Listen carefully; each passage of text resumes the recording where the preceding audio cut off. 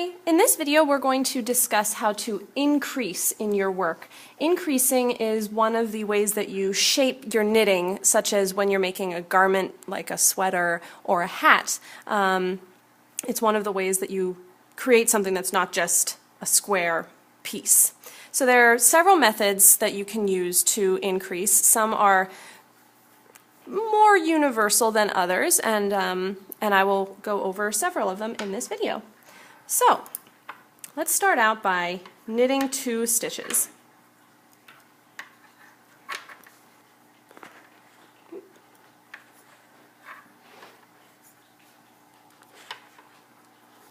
Okay, so the first method that we're going to look at is one of the pretty common and pretty universally recommended increasing methods. It's called knit front and back. And basically what you're doing, the title is somewhat self-explanatory, you are knitting into the front and the back of the same stitch. So whereas normally you would just get 1 stitch from knitting, you're going to get 2. So to check it out, we have 2 stitches currently on the right needle. Theoretically, if I knitted this next stitch just like normal, I would then have 3. But watch what happens. So you're going to go into the front to back, and knit just like you normally would. But instead of slipping this off the left needle, you're going to swing this right needle around and actually knit into the back loop. So you're going to insert it from right to left. You're going to bring your yarn around, and you're going to knit it again. And then you're going to slide that stitch off the left needle. And looky, now you have 4.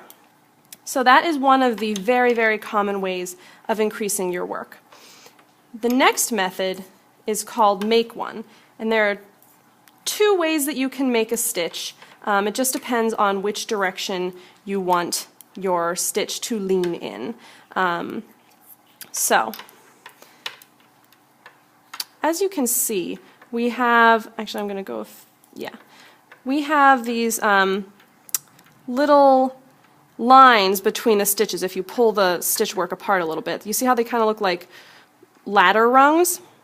So the make one process involves taking one of these ladder rungs up onto the left needle and knitting it like it was a stitch there. So what you do is you get the right needle from front to back onto that ladder rung, and then you bring it up onto the left needle.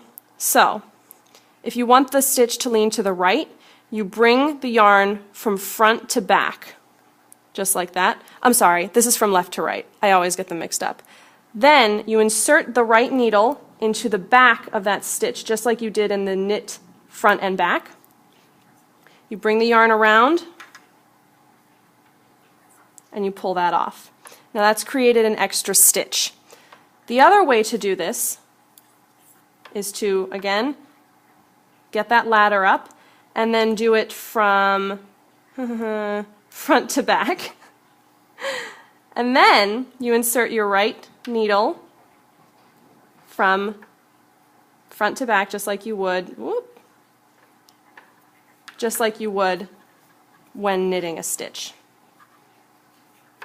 Ta-da! And that also creates an extra stitch. So that method that we just looked at is called make one. The last method we're going to talk about is called the eyelet increase or the yarn over increase. This is a stylistic choice because it actually creates a small hole in your work. This is often seen in lacy things because, you know, normally in a sweater you don't want to have holes in it. So you can actually see I created an eyelet increase a couple rows down, and you can actually see that there is now a hole in my work. So that is what you will be creating by doing this increase. So this is generally not recommended unless the pattern specifies that this is the kind of increase you want to do. So basically all you do, and again this is the knit side, you're bringing the yarn from the back around to the front, just like you were going to start purling, but instead of purling you continue knitting. And what you have there this yarn is trapped now between the previous stitch and the stitch you're knitting, and now you have an extra one. And as you can see, you've created a little hole in your work. So again, what it looks like is you bring the yarn from the back to the front like you were going to purl, but you just keep on knitting. So that is how you do an eyelet increase on a knit row. I'm going to finish up this row, flip over, and show you how to do the eyelet increase on a purl row, because you do it a little bit differently, and I have messed it up more times than I would care to admit. So okay, now we're on the purl side. I'm going to purl a couple of stitches just to get established. Okay. Another thing to keep in mind is that when you do the next round after doing any of those increases that I showed you, you just act like the increase is any other stitch. You don't have to do anything special once you do those other things. Okay, so here you are purling along, and you want to do an eyelet increase or a yarn over increase on the purl side. All you do is you bring your yarn from the front where it normally hangs out to the back like you were going to knit. But instead of knitting, you guessed it, you purl. Now the reason that I wanted to show you that is this is how I have messed up quite a few times. I always would get confused because it's easy in knitting to bring the yarn around, see that extra loop there, and go, oh, there it is.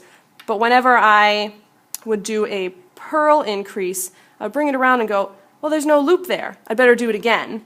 And that actually creates 2 extra stitches, and then you're going to get yourself messed up. So once again, when you're doing an eyelet, yarn over, whatever you want to call it, increase on a purl side, all you do is you bring your yarn from the front to the back, purl your next stitch, whoops, and you're good to go. And those are the 3 most basic techniques for increasing your work.